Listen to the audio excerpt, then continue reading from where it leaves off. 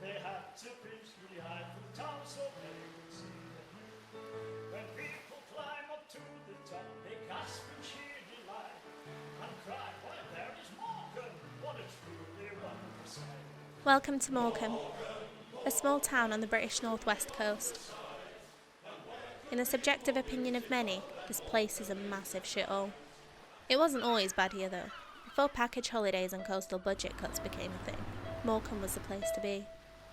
We had tens of thousands pouring in to see our beaches, to ride our fairs and watch the Miss Great Britain pageants. Since the epic decline in the 1960s, Morecambe has attempted to regenerate multiple times. From the glass-top dome theatre which slow-roasted theatregoers during sunny months, to Bubbles, the sub-zero degree water park which was allegedly so unsafe it was shut down on the spot during an inspection, and most recent and most taboo of all, Blobby's Crinkly Bottom. I came back with my friends to my hometown to see if Morecambe has any chance of former glory. You smoke the dick. Smoke the dick. Smoke the dick? Yeah. I started by checking in with my dad, a born and bred Morecambian. Who's your favourite player? Kevin Ellison, of course. Shout out to Kevin Ellison. Kevin Ellison. He's got nowhere, but we don't care. Kevin Ellison. I wanted to find out a bit more about what Morecambe was like in his prime and how he feels it compares to the present. The economy then was centred around tourism, so you used to have major blocks of tourists coming in from the mill towns of Yorkshire and East Lancashire, as well as a major influx of people from Glasgow for what they call the Glasgow Fair. So there were a lot of boarding houses, there was more public transport available in those times. So it was mainly a tourist-based economy. There were some textiles, there was formerly an ICI plant like everywhere else. The economy has changed, it's moved on in many places, but in this particular town it's tended to move backwards. Life's like a shit sandwich. The more bread you've got, the less shit you eat. And if you've got enough money, it's it's a nice place to live. The prices are not too high. As you can see, I walk out of my front door, and I know 9 miles of cycle path, of walkways. Very good place looking out. Unfortunately, the inner parts of the town have deteriorated quite significantly from the outskirts inwards, but it's not a bad place to live by any means. The problem being mainly for decent jobs and inward investment. There's not been a great deal of investment into the town. You used to spend a lot of your time playing outside. Clearly, having the beachfront, the promenade, it was a major tourist destination in those days. It was quite a healthy and quite an interesting place to grow up as a child. Next we went forth to speak to local artist Shane Johnstone, who feels regeneration begins with the local community banding together and creating art to decorate the town. Places have to evolve, and they have to be allowed to evolve, and sometimes that can be with grand big investment, and sometimes that can be just being left to their own devices.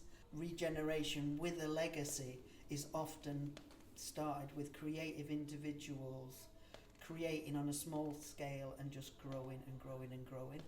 And and the thing about the seaside is it doesn't have to just be somewhere where you go in the summer and swim and eat ice creams. It's all year round. It's special, and when my family visit, like my grandkids, it doesn't matter what time of year it is. They want to go on the beach, and they want to build sandcastles, whether it's in the middle of a gale in January, or whether it is in a lovely balmy summer in June or July or August.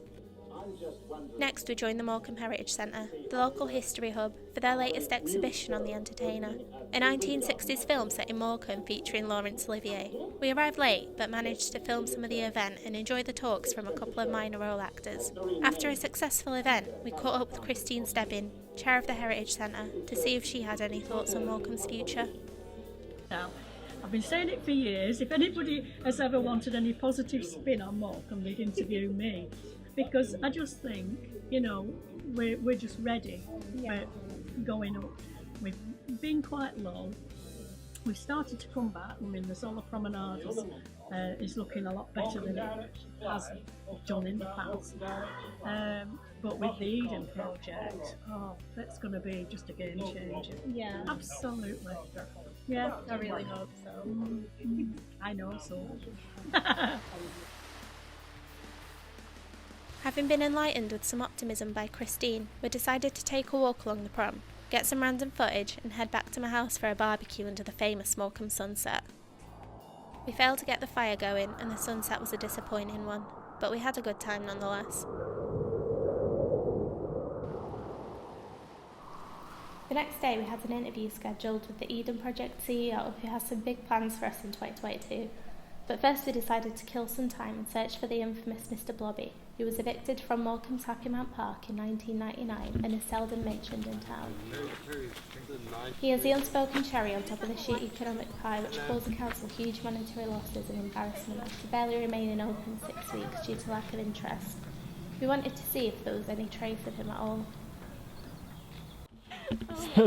Say that again for us, for the camera. Now, Yeah. I think we've just found Mr. Blobby's grave.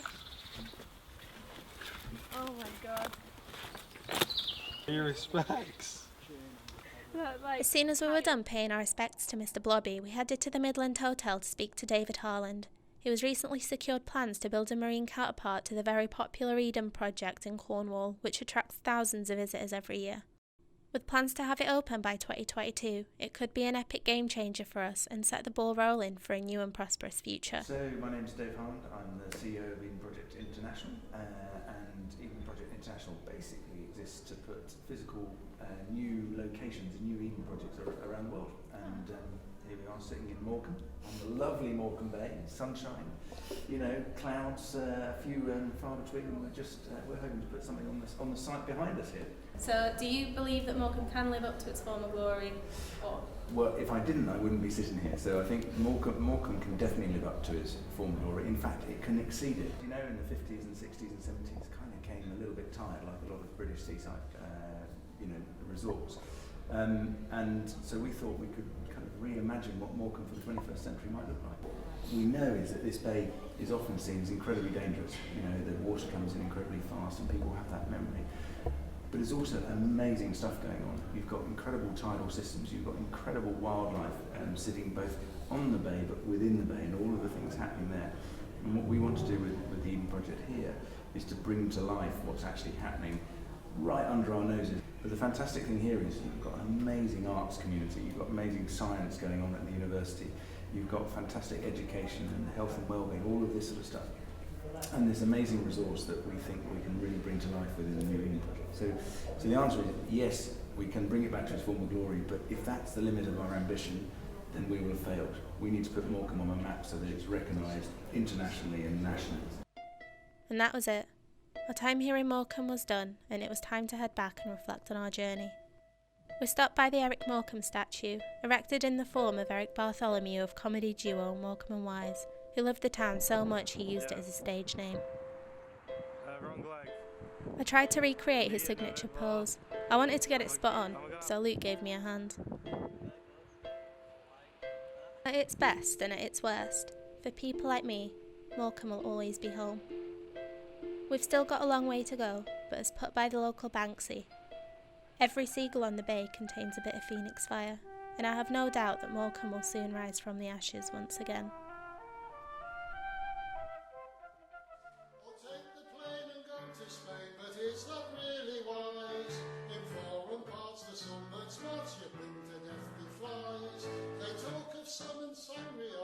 Sunshine and the sea, but there is no way you can get a decent cup of tea. Morecambe, Morecambe, Morecambe by the sea. You need to come to Morecambe for a decent cup of tea. So let's all go to Morecambe for a stroll along the prom. And don't forget to put your hat and coat and wellies on. For Morecambe